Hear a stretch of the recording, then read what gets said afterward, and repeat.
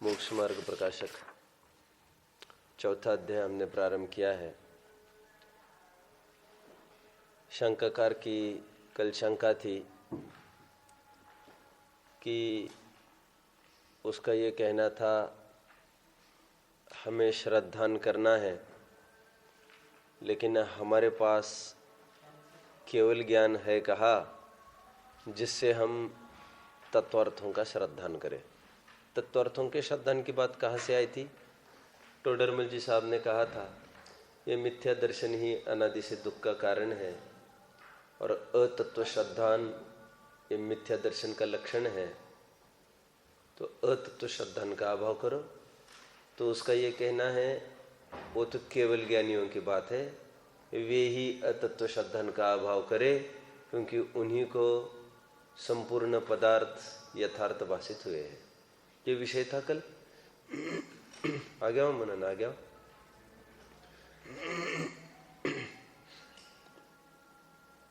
टोडरमल जी साहब का समाधान कल हमने पढ़ना प्रारंभ किया था।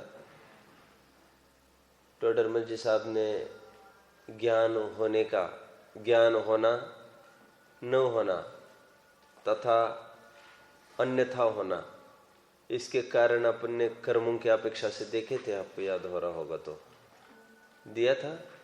छद्मस्त अवस्था की अपेक्षा भी देखा था और केवली अपेक्षा से तो सब कुछ ज्ञान होता है, वहां पर तो केवल ज्ञान और कक्षा ही निमित्त है। वहां पर अन्यथा ज्ञान होना अथवा ज्ञान नहीं होना, ये दोनों में से कुछ भी नहीं पाया जाता। ठीक है। और मैंने कहा तो और एक चीज पढ़ेंगे। टोडरमल जी साहब की एक रीति नीति है, शंकाकार की बात का कोई अंश वे सत्य सिद्ध करते हैं और फिर दूषण लगाते हैं।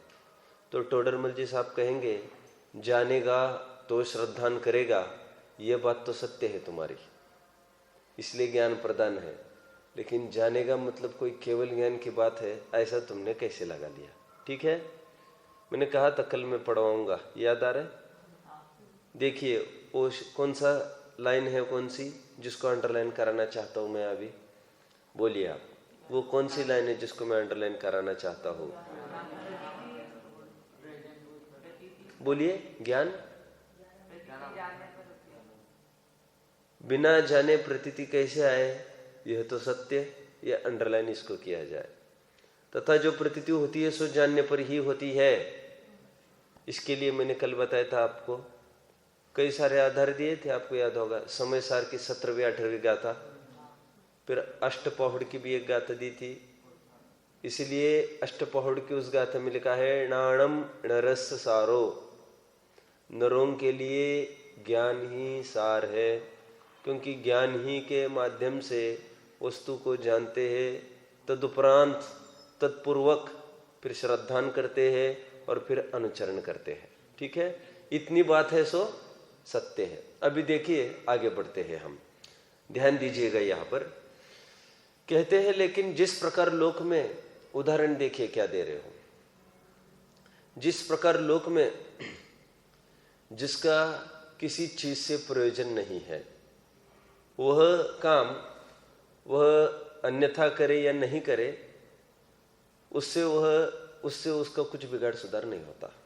लेकिन जिससे उसका प्रयोजन है वह काम वो अच्छे से करे तो उसका सुधार होगा, और बिगाड़ देवे तो उसका बुरा होगा। उदाहरण समझ में आ रहा है सबको? बहुत सरल है। एक उदाहरण मैंने दिया था, आज फिर से रिपीट करता हूं मैं। किसी कारण से आपको बहुत भूख लगी थी और आप मेरे पास आए और आपने बोला भोजनशाला में कोई व्यवस्था नहीं है, मुझे तो बड़ी भूख लग रही है। तो मैंने कहा अरे चिंता नहीं करो, आओ आओ बैठो भोजन करो। मैंने आपको पेट भर भोजन कराया, लेकिन दाल में नमक नहीं था, आदि आदि बहुत सारी चीजें थी, तो टेस्टलेस भोजन था पूरा। तो इससे मैं क्या सिद्ध हो गया, मेरे बारे में क्या प्रसिद्धि होगी इससे? बोलिए। नहीं, ये प्रसिद्धि होगी ये पंडित जी अच्छे नहीं है, अच्छा नहीं है मतलब क्या कहना चाहते हो तुम? खाना अच्छा नहीं बनाते। तो पंडित जी का पंडित जी पन वो पंडिताई के कारण है, वे कोई पेशेवर बावर्ची थोड़ी है। हाँ, और बावर्ची है, आपको कुक है ना, वे कितने ही वो अच्छी तात्विक चर्चा करे आपके साथ और भोजन अच्छा नहीं बनाए तब तो उनकी बदनामी होगी।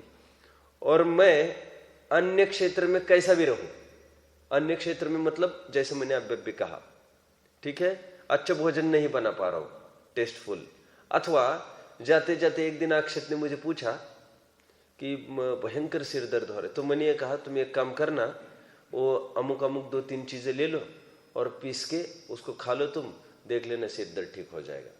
तो वो यदि उसका लाभ न हुआ, खड़े रहो तुम यहां पर आ जाओ,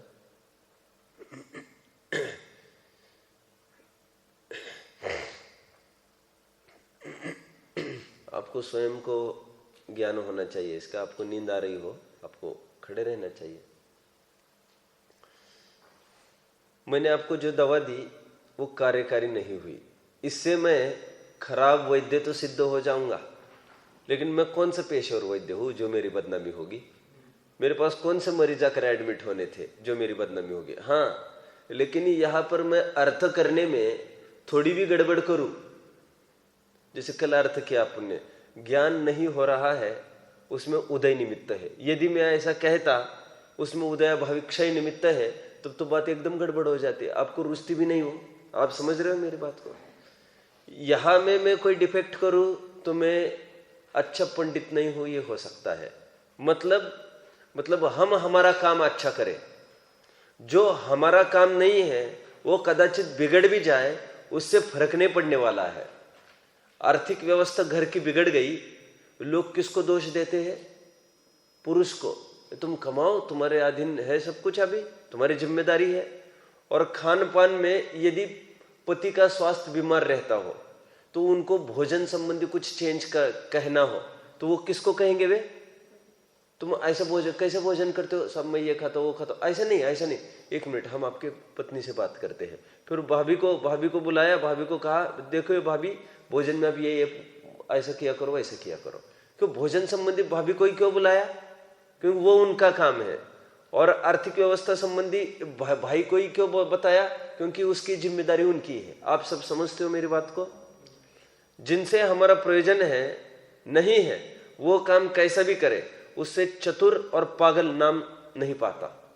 ओके? और जिनसे हमारा प्रयोजन है वो काम यदि हम अच्छा करें तो उससे हमारी चतुराई सिद्ध होगी, और जिनसे हमारा प्रयोजन है वह काम यदि बिगाड़े तो उससे हमारा पागलपन सिद्ध होगा। समझ में आ रहा है उदाहरण? ये उदाहरण टोडरमल जी ने दिया। फिर टोडरमल जी साहब सिद्धांत में घटित कर रहे हैं, ठीक उसी प्रकार जीव को जिनसे अपना प्रयोजन है उसमें वो प्रयोजन नहीं है उसको अन्यथा जाने और या यथार्थ जाने और वैसा ही श्रद्धान करे तो उससे कुछ उसका बिगाड़ सुधार नहीं है। लेकिन जिनसे अपना प्रयोजन है उनको यदि अयथार्थ जाने और वैसा ही श्रद्धान करे, श्रद्धान की बात थोड़ी सी जोड़ते चलो ज्ञान के बाद, अयथार्थ जाने वैसे ही श्रद्धान करे तो जीव का बिगाड़ होगा, और यथार्थ जाने और वैसे ही श्रद्धान करे तो जीव का सुधार होगा। ये पैराग्राफ समझ में आ रहा है सबको? कितने जन को समझ में नहीं आ रहा है? बहुत अच्छा। अभी ये कौन पढ़ेगा पूरा पैराग्राफ? उससे वो सम्यक दृष्टि मिथ्या दृष्टि नाम नहीं पाता कह रहे। आप पकड़ में आ रहे क्या कहा मैंने? ठीक है, मतलब जिस फील्ड की बात हो उसी की बात है। Act thy part well and there lies the honour. हमारे टीचर थे वो हमेशा एक बात कहते थे, act thy part well and there lies the honour. तुम तुम्हारा काम अच्छे से करो और उसी में सम्मान है। एक झाड़ू लगाने वाला बराबर अच्छे से झाड़ू लगा रहा हो, कहीं कचरा नहीं रखता हो, और एक विद्वान है वो कभी तो 10 मिनट लेट आए, कभी तो 15 मिनट लेट आए, मन चाहे जैसा हो बच्चे बैठे रहे, तो मेरा ये प्रश्न है, दोनों में प्रशंसनीय कौन है? वो झाड़ू लगाने वाला कि वो विद्वान? क्यों झाड़ू लगाने वाला प्रशंसनीय इसलिए नहीं है कि वो झाड़ू लगा, वो अपना दिया गया काम, अपना सौंपा गया काम अच्छे से करता है। आप समझ रहे हो? अरे झाड़ू लगाने से तो प्रवचन करना तो अच्छी बात है, ऐसा कोई कहे ये कोई बात नहीं है। आप समझ रहे सब? अभी पैराग्राफ कौन पढ़ेगा? मुक्ति पढ़ोगी? पढ़िए पढ़िए, वहां से पढ़िए। हाँ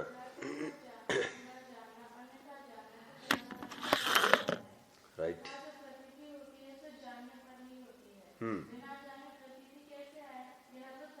ये तो इतना तो टोडरमल जी साहब ने उसको निश्चिंत कराया। अभी टोडरमल जी साहब कुछ उसको खंडन करना चाहते हो, किस प्रकार करते देखिए।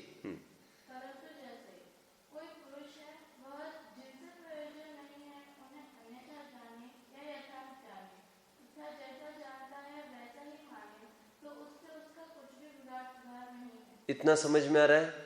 ये उदाहरण चल रहा है, जैसे को एनसर्कल करो आप तो पता चलेगा ये चल रहा है उदाहरण। ठीक है, हाँ आगे।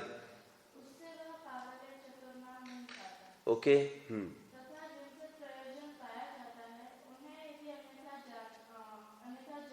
और वैसा ही माने, ये श्रद्धन की बात और जोड़ लेना उसमें, है ना? हाँ बोलो। राइट, बराबर।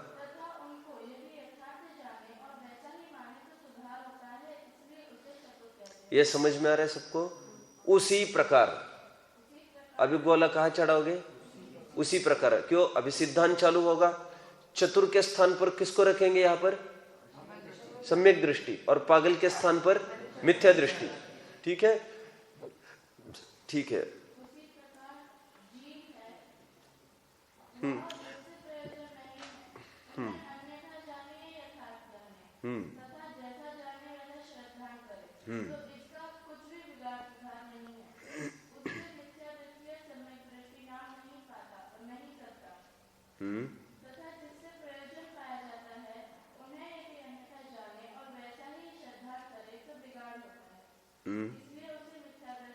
ए देखो टोडरमल जी साहब की शैली, ज्ञान पूर्वक प्रतीति की हर जगह बात लिख रहे हुए, वैसा ही जाने और वैसा ही साधन। लेकिन कौन से ज्ञान का निषेध कर रहे होना जरूरी है? वो कह रहे अन्य क्षेत्र संबंधी ज्ञान होना हो उससे कोई फर्क नहीं पड़ना है, लेकिन जिनसे हमारा प्रयोजन है वहां पर तो ज्ञान उपरांत ही प्रतीति होगी, ये तो वो मान रहे हुए। लेकिन बाकी के क्षेत्रों का ज्ञान आवश्यक नहीं है यहाँ पर। ठीक है, क्योंकि शंकाकार की शंका थी इससे तो केवल ज्ञान होना चाहिए, तो कह रहे जिनसे प्रयोजन नहीं हो उसको जाने न जाने उससे कोई फर्क नहीं पड़ने वाला है। हाँ बोलो बेटा।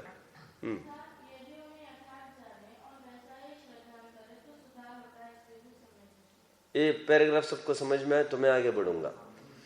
अभी देखिए उसका टोडरमल जी साहब और एक बात ये कहते हैं, हाँ इतना तो है बोल रहे हैं, प्रयोजन भूत हो वस्तुएं। अभी प्रयोजन भूत अप्रयोजन भूत कौन सी वस्तु है उसको नहीं खोला यहाँ पर। यद्यपि उदाहरण में आप लोग सब समझ गए, जिसका जो धंधा हो उसकी वो यथार्थ जानकारी रखे, और अन्य धंधे संबंधी वो जीरो भी रहे चलेगा, धंधा चौपट नहीं होने वाला है। लेकिन अन्य धंधों संबंधी तो बहुत ज्ञान रखे, और अपने धंधे संबंधी थोड़ी भी कचास होगी तो चौपट हो सकता है धंधा। समझ रहे?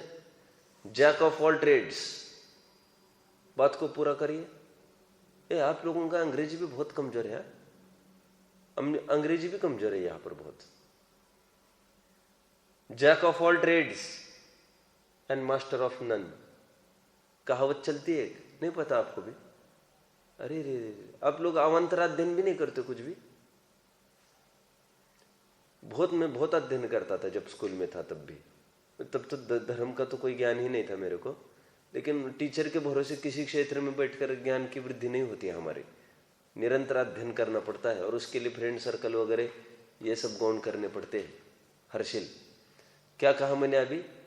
Jack of all trades and master of none, इसका क्या अर्थ है? मैंने क्यों बताया ऐसा? मुक्ति, मैं इसके बारे में भी जानता हूँ, उसके बारे में भी जानता हूँ, ये भी जानता हूँ, वो भी जानता हूँ, वो भी जानता हूँ, वो भी जानता हूँ, लेकिन कैसे?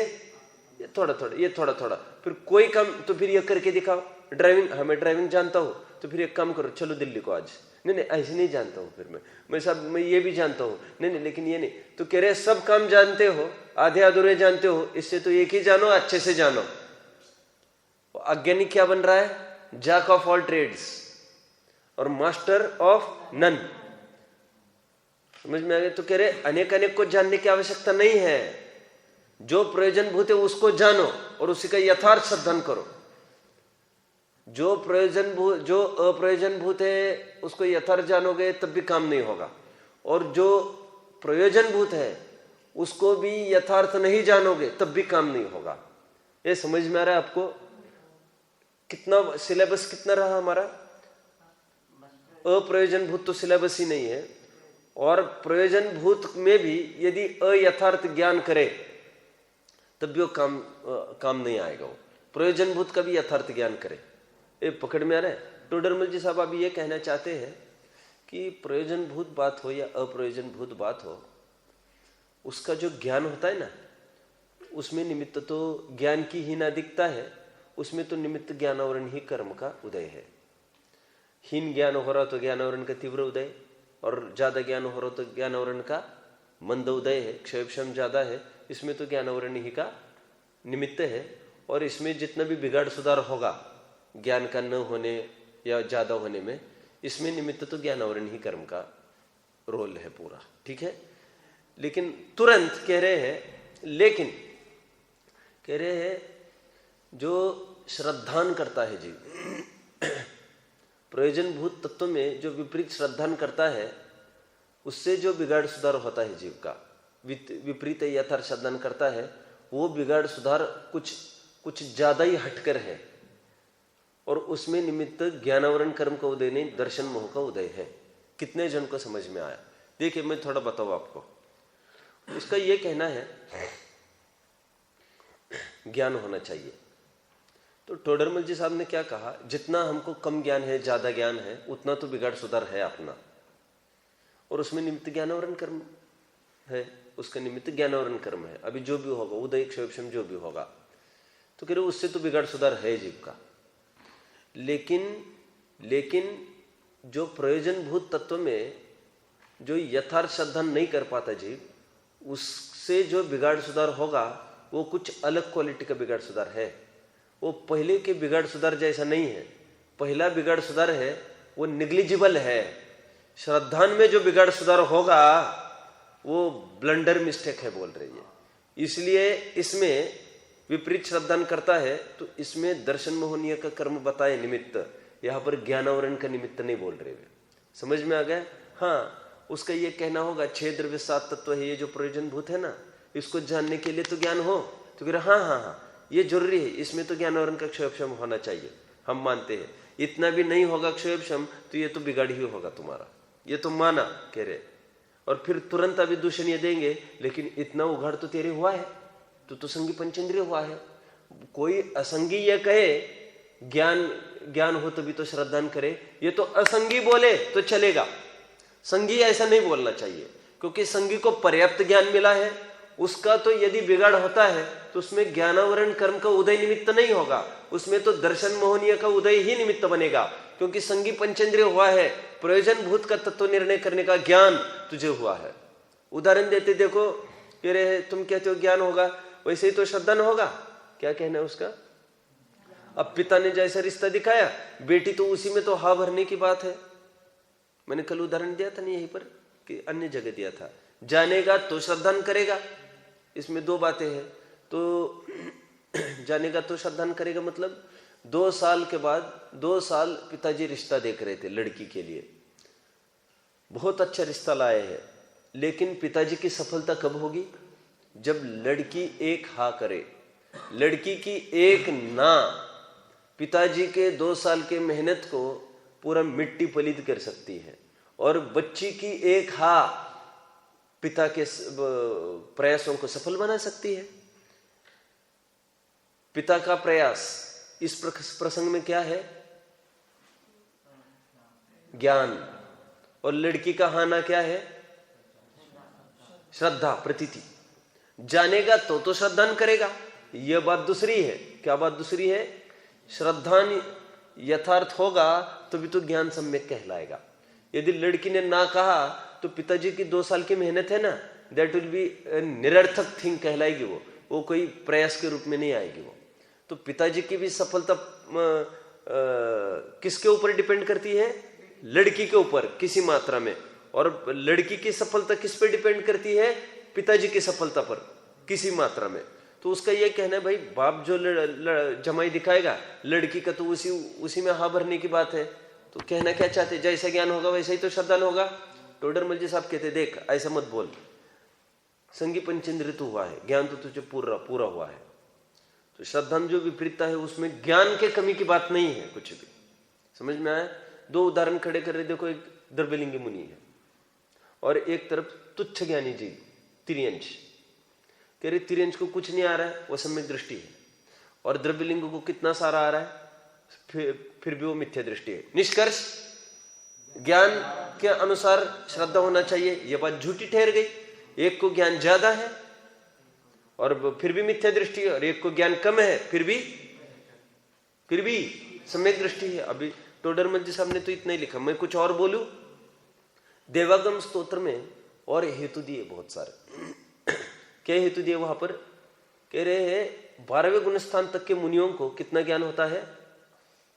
अष्ट प्रवचन मात्रिका तक का भी ज्ञान हो सकता है। तुष्मास भिन्नम वाले अष्ट प्रवचन मात्रिका। अष्ट प्रवचन मात्रिका समझते हो? क्या है अष्ट प्रवचन मात्रिका?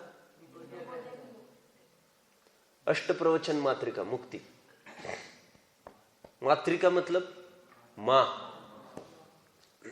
प्रवचन मतलब जिनवानी। अष्ट प्रवचन मात्रिका मतलब वे 8 कौन से प्रवचन का रहस्य रूप, वे कौन से 8 बिंदु है जिनको जाने तो उसको केवल ज्ञान की सिद्धावस्था की उत्पत्ति हो सकती है। मात्रिका शब्द डाला ना, मात्रिका मां है ये उत्पन्न कराने के लिए। 8 बातें मां समान है उत्पन्न कराने के लिए। क्या उत्पन्न कराने के लिए? सिद्धावस्था। उसका सिद्धावस्था नहीं रुकेगी साहब, 8 बातों का ज्ञान होना चाहिए बस। प्रवचन के रहस्य रूप कौन से 8 बातें? 5 समिति 3 गुप्ति, इतना ज्ञान होना चाहिए बस मुनियों को, तो उसको सिद्धावस्था की प्राप्ति हो सकती है। कितना? इसलिए उसको कहते हैं अष्ट प्रवचन मात्रिका। 5 समिति 3 गुप्ति। और उसका भी शब्द ज्ञान नहीं देव्यस, उसका भी अक्षर ज्ञान नहीं, तो उसका भी भाव। क्योंकि शिवभूति मुनिराज थोड़ी उसका अक्षर ज्ञान जानते थे। भाव जाने 8 बातों का, 5 समिति 3 गुप्ति का, उसका सिद्धावस्था नहीं रुकेगी। मैंने ये क्यों बताया? देवगम स्तोत्र में ऐसा लिखा क्यों बताया? अरे कितना ज्ञान कम है। टोडरमल जी साहब तो 2 ही बातें खड़े करेंगे, एक तो तिर्यंश और एक तो द्रव्यलिंगी मुनिया भी। ठीक है, मैं तो ये कह रहा हूं अरे वो मुनि भी बन सकता है इतने तुच्छ ज्ञान में। अष्ट प्रवचन मात्रिका का ज्ञान बस हो उसको। इसका मतलब ज्ञान के अनुसार श्रद्धा होना चाहिए ऐसा बिल्कुल नहीं है। ठीक है, और श्रेणी चढ़ते समय अष्ट प्रवचन मात्रिका से लेकर द्वादशांक का ज्ञान, दोनों में से कुछ भी हो सकता है। समझ में आ रहा है आपको? देखेंगे, मौका पड़ेगा अभी समय सार जब भी लेना बनेगा, लगभग अगले साल प्रारंभ से ही समय सार लेने का भाव है, तो उसमें तो पूरी खुलकर बात आने वाली है। श्रुत केवली आदि आदि पने की उनको क्या कहा मैंने अभी कि दोनों, एक और एक पूर्वविद आद्य, एक सूत्र है तत्व और सूत्र में पढ़ा है आपने? पहले अध्याय में तो नहीं है। पूर्वविद आद्य ये बाद में है, ये बच्चे बार बार पूछते रहते 11th। पूर्वविद आद्य मतलब आद्य पहले 2 शुक्ल ध्यान है वो पूर्व के ज्ञाताओं को ही होते हैं, ऐसे एक सूत्र है। क्या है? अभी नहीं है वो, 8वें 9वें में है वो। शुक्ल ध्यान की चर्चा है 9वें में ही है वो, 9वें में है पूर्वविद आद्य। उसका अर्थ क्या किया है मनन? आद्य मतलब पहले 2 शुक्ल ध्यान किनको होते हैं? पूर्व के ज्ञाताओं को। पूर्वविद पूर्व के ज्ञाताओं को। पूर्व मतलब 11 अंक 9 पूर्व की बात है, 11 अंक 14 पूर्व की बात है, मतलब द्वादशांक की बात। द्वादशांक का ज्ञान प्रथम 2 शुक्ल ध्यानियों को होंगे, ऐसा बोले वे। मुक्ति ठीक है। प्रथम 2 शुक्ल ध्यान कहां पर होते हैं? 8वें से चालू होता है पहला शुक्ल ध्यान, 8वें से लेकर 11वें तक पहला शुक्ल ध्यान, 12वें में दूसरा शुक्ल ध्यान। तो कह रहे 8वें से ही श्रेणी मानना चालू करते हैं ना, तभी से उनको द्वादशांक का ज्ञान हो जाता है। अभी इसका अर्थ लोग ऐसा समझते हैं कि जितने जन श्रेणी में चढ़ते हैं ना, उन सबको द्वादशांक का ज्ञान होता है।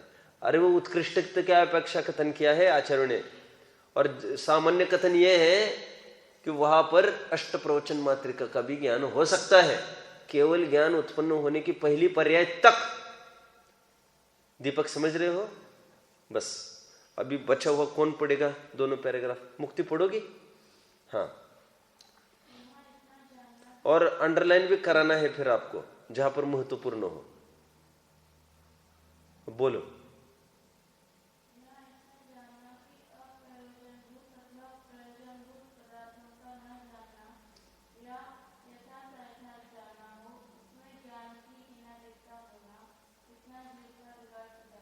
ये माना टोडरमल जी ने, इतना तो बिगाड़ सुधार है कि ज्ञान की हीनाधिकता होना, न जान रहा है, कम जान रहा है, ज्यादा, इतना ज्ञान की हीनाधिकता, इतना तो बिगाड़ सुधार जीव का है।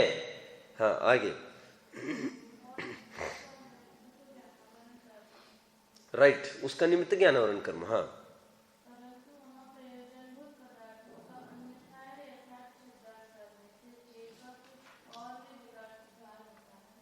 हाँ,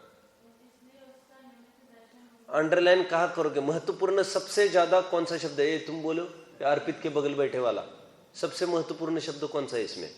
ये कुछ बोलो मत, आपस में बोलो, गोला कहाँ चढ़ाया जाएगा?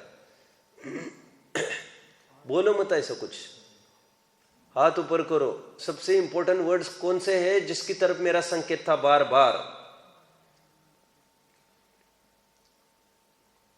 अभी तो 7-8 ही हाथ ऊपर है, मैं चाहता हूं 12-15। कितने बैच में कितने जन हैं? 20। तो कम से कम ये समझो 12 हाथ ऊपर आए। मुक्ति बोलो।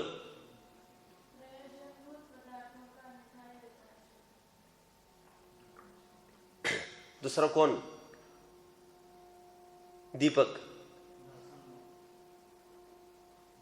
बोलो, बोलो। बहुत अच्छा, बैठो, बहुत बहुत अच्छा। कुछ और इसकी तरफ संकेत कर रहा था मैं, और याद आ रहा है आपको? ज्ञान की हीनाधिकता है, उससे तो बिगड़ होता है, लेकिन श्रद्धा प्रयोजन भूत में श्रद्धा की यथार्थता है, उससे कुछ और बिगाड़ सुधार होता है। कुछ और मतलब जिससे मोक्ष मार्ग में बाधा आती है, सीधा ऐसा बिगाड़ होता है। आप समझ रहे हो? देखो गाड़ी हमारी चल रही है, एक बिगाड़ तो ऐसा है गाड़ी का, कैसा है? जिसमें एक आध गाड़ी का ऐसे बिगाड़ बोलो जिसमें कोई ज्यादा प्रयोजन नहीं पड़ता। बोलो कोई एक आध चीज, जैसे टेप खराब हो गया गाना सुनने का, तो वो बिगाड़ तो हो गया है गाड़ी में, लेकिन कुछ that is negligible, that won't cause a big accident या बिग ट्रबल। लेकिन आपके कोई इंजन फेल हो गया, अभी ये मान के चलिए जैसे मिरर भी है जो पीछे का दिखाता है, वो भी टूट गया, तो इसमें भी बिगाड़ तो है, क्योंकि सीधा एक्सीडेंट के अवसर तो इसमें है। लेकिन सीधा यदि ब्रेक फेल होता है तो कुछ और बिगाड़ सुधार है क्या? This will be life taking for you now. मुक्ति समझ में आ गए? ये मेजर बात हो गई ना। उसी प्रकार करे श्रद्धान में यदि ऐसा हो जाए तो कुछ और बिगाड़ होता है। पकड़ में आ रहा है? तो कुछ और पे तो पहले लगाएंगे गोला। और महत्वपूर्ण दो और कौन सी बातें हैं जिसमें कंपैरिजन किया गया है यहाँ पर? वे दोनों बातों को मैं अंडरलाइन करो, ज्ञानावरण और दर्शनावरण, दर्शन मोह, हाँ सॉरी दर्शन मोह, इनको गोले लगाओ।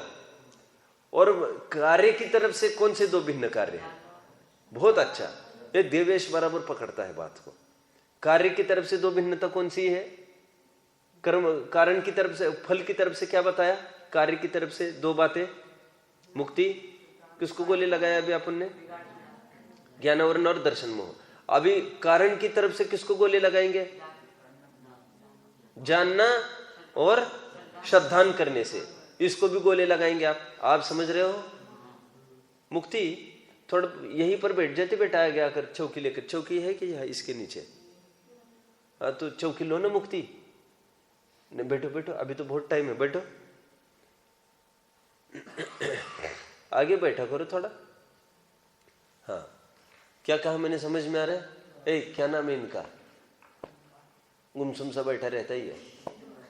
बहुत वैरागी चित्त है ये जी, इसको भेज दो जंगल वंगल कहीं। बहुत वैरागी है, बहुत वैरागी। बिल्कुल बात नहीं करता, कि हॉस्टल में भी करता है। अच्छा, सबसे ज्यादा लगता नहीं वैसे, शक्ल को देखते ऐसा लगता बहुत शांत प्रशांत मूर्ति, भाई श्री सौम्य मूर्ति। चलो ठीक है। मुझे इनको देखकर हमेशा ऐसा लगता है वो इनका भी फोटो वहां आना चाहिए। निहाल भाई जी वगैरह है ना, फोटो सब बहन श्री बहन वगैरह सौम्य मूर्ति के रूप में। वो तो वैरागी चित्त है ये, ना हंसता दिखता है कभी, ना कभी कुछ एक्सप्रेशन ही नहीं होते इसके चेहरे पर, जस्ट। चलो ठीक है।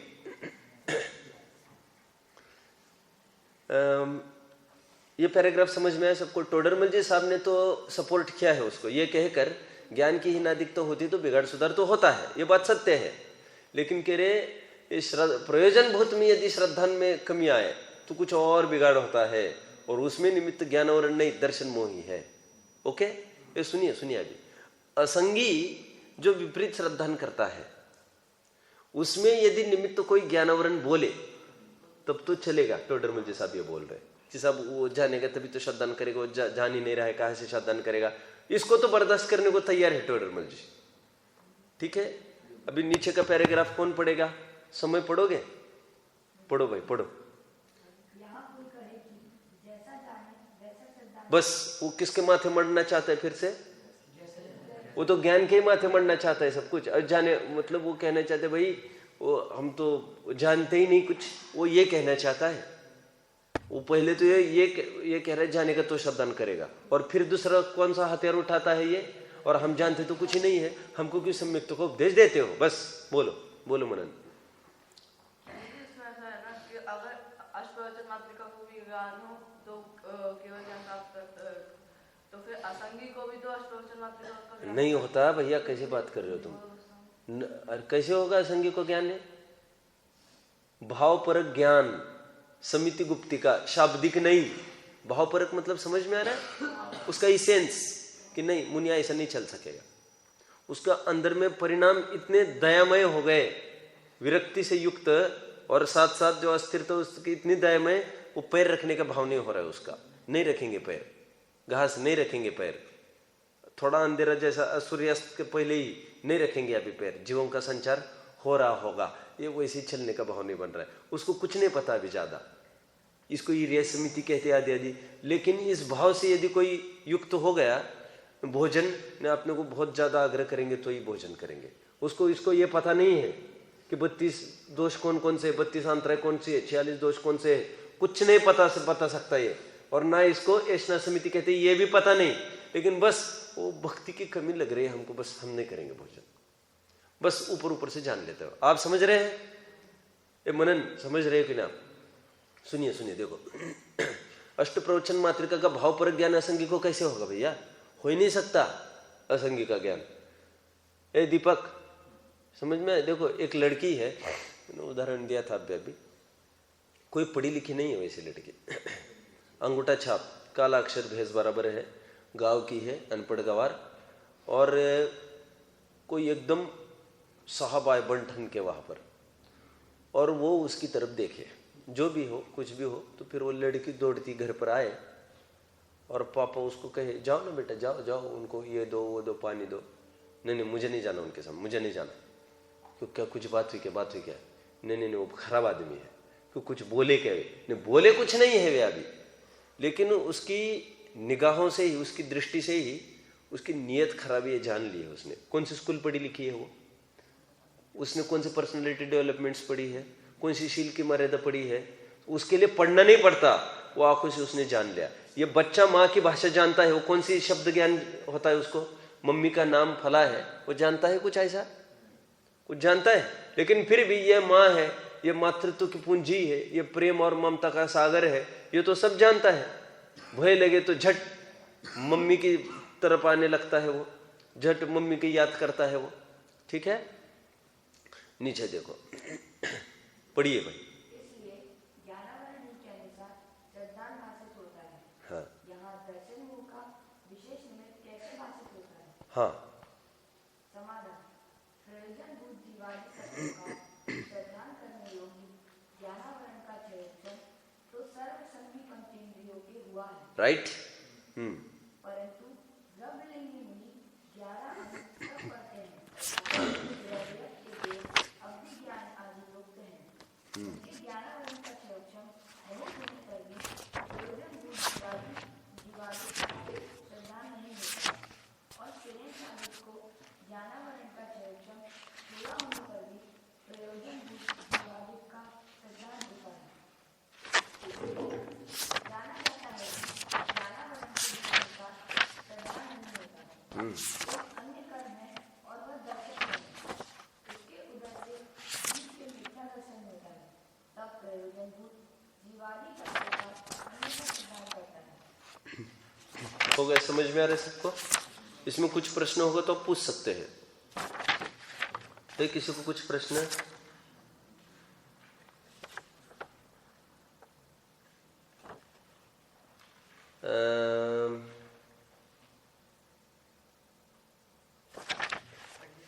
हाँ, वो उनको आचार्य जो थे जिनको अष्टप्रवचन मात्र का ज्ञान है, तो उनको दोष लगते होंगे, तो वो आचार्य को कैसे बताएंगे? उनको ज्ञान ही नहीं है तो कुछ दोष वोष नहीं लगते उनके, सवाल ही खड़ा नहीं होता। बैठिए। चतुर्थ काल के मुनियों को ही 28 मूल गुण बताए जाते थे। पंचम काल में ये चतुर्थ काल के मुनियों को 28 मूल गुण नहीं बताए जाते थे। मुक्ति मैंने बताया था, आपको याद आ रहा है? मात्र 5 महाव्रत ही बताए जाते थे। या 28 मूल गुण तो या अभी स्थूल बुद्धि वाले जीव हुए तो उनको बताना पड़ता है, ऐसा मत बोलो, ऐसा मत करो, ऐसा मत करो, ऐसा मत खाओ, ऐसा मत उठो, ऐसा मत बैठो। ये तो स्थूल बुद्धि वालों को दिया गया उपदेश है।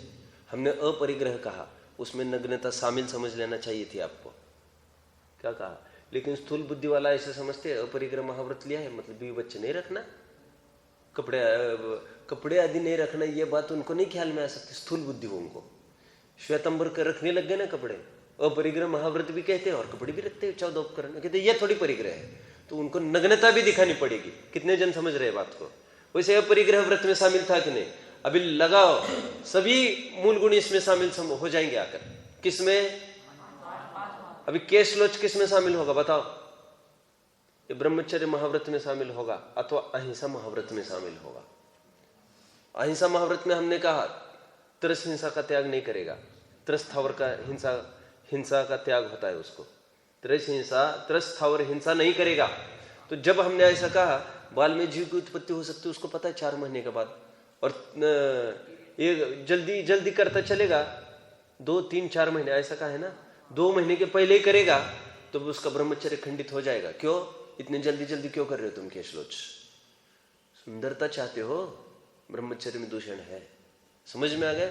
इसलिए 2 महीने के पहले केशलोच नहीं करना कहा, 4 महीने से लेट नहीं करना कहा, 2 महीने जघन्य, 3 महीने मध्यम और 4 महीने उत्कृष्ट, ऐसा बोला।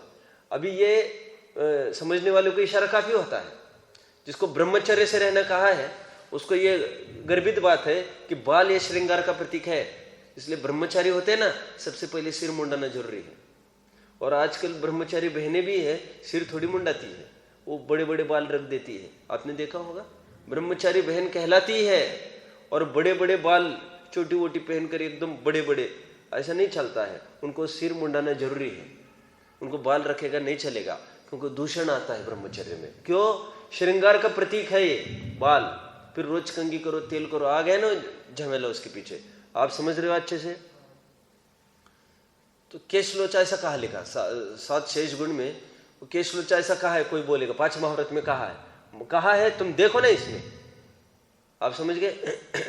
अब फिर बोलेगे ऐशना समिति नहीं, ऐशना समिति बताई। समझने वाले को इशारा कैसे काफी है? किसमें गर्भित है ऐशना समिति? अहिंसा अनुव्रत तो हो गए, ठीक है, और सत्य महाव्रत, अचौर्य महाव्रत में ले ली उन्होंने। आचार्य उमा स्वामी ने अचौर्य व्रत की भावना बताते समय बताई कि नहीं? मुक्ति क्या? अतिचार क्या बताया? भैक्ष शुद्धि, मतलब भोजन की शुद्धि नहीं कर रहे हैं, फिर भी तुमने ले लिया ना भोजन, शुद्धि का नहीं था फिर भी, तो तुमने चोरी की है। चोरी का ही पार्ट है वो। इतना सारा मैं क्यों समझा रहा हूं? इतना सारा क्यों समझा रहा हूं? मुझे ये कह रहा है, ये भैया का ये प्रश्न है कि वो इतना सारा कैसे समझेगा दोष वोष। अरे ये तो मंद बुद्धियों के लिए समझाया जाता है। बोलो आगे, अरे झूठ चोरी कुशील परिग्रह भी मंद बुद्धियों के लिए ही समझा जाता है। खरेखर पाप तो एक ही है, हिंसा। उसको इतना ही बताओ, राग द्वेष की उत्पत्ति हिंसा है, बस वो सिद्धावस्था की प्राप्ति कर सकता है। मैं ये कह रहा हूं, उसको 5 महाव्रत भी नहीं बताओ। कहां पर आई बात? बोलो मुक्ति, कहां पर आई बात? अनृत वचनादि केवल मुदारतम शिष्य बोधाय परिणाम क्या है वचन? परिणाम हिंसन हेतुत्वात् सर्वमेव हिंसयत आत्म परिणाम हिंसन हेतुत्वात् सर्वमेव हिंसयत अनृत वचनादि केवल मुदारतम शिष्य बोधाय। मंद बुद्धि जीवों के लिए बोध देने के लिए हमने झूठ चोरी कुशल परिग्रह ये पाप बोले हैं। खरेखर पाप तो एक ही है, आत्म परिणाम हिंसन। जहां पर आत्म परिणाम गिरे, हिंसे आत्म परिणाम हिंसन हिंसेति, क्या बोला था अभी? सर्व हिंसन हेतुत्वात् सर्वमेव, क्या बोला अभी? वो यही आत्म परिणामों का घात होना ही हिंसा है, और बाकी सब इसी में गर्भित है। समझ में? आत्म परिणाम हिंसन हेतुत्वात् सर्वमेव हिंसेति, सब हिंसा ही है। झूठ चोरी कुशल परिग्रह भी हिंसा ही है। राग द्वेष की उत्पत्ति हिंसा है, तो उसमें राग उत्पन्न हुआ एक्स्ट्रा। क्या मैं छिपा लूं क्या? बस राग उत्पन्न हुआ, हिंसा ही है बोल रहे हैं। अभी वो झूठ है कि चोरी है कि कुशल है परिग्रह, छोड़ो इन बातों को। भेद प्रभेद में किस में जाएगा, क्या करना है? इसलिए मैं कहता हूं ये 7 शेष गुण 5 समितियां, ये समिति किस में जाएगी? अहिंसा महाव्रत में चली गई।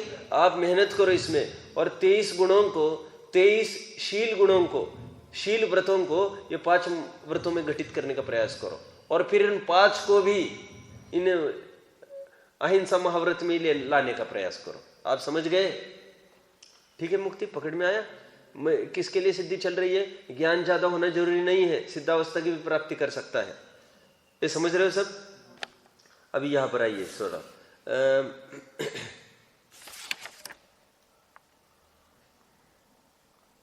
पेज नंबर खोलिए आप।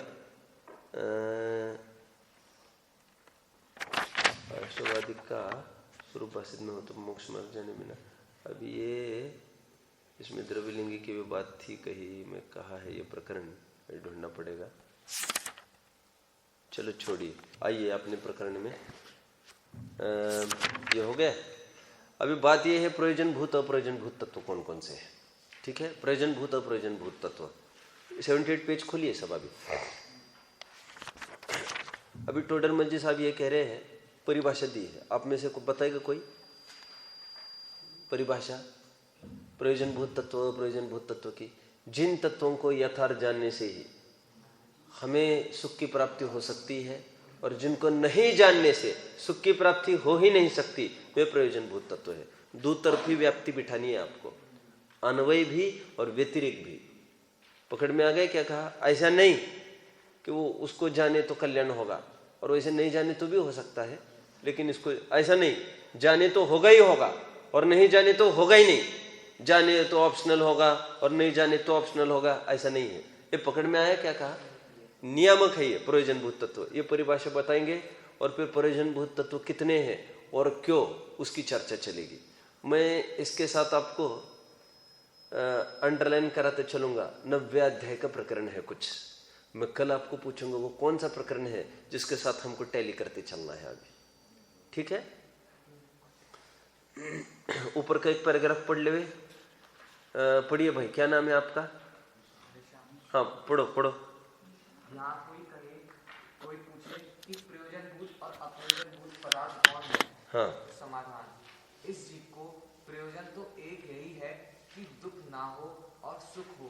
किसी जीव के अन्य कुछ भी प्रयोजन नहीं है, तथा दुख का ना होना सुख का होना एक ही है, क्योंकि दुख का अभाव वही सुख है, और इस प्रयोजन की सिद्धि जीवादि का सत्य सिद्धांत करने से होती है। कैसे? बस अभी इस पैराग्राफ में कितना बोला है?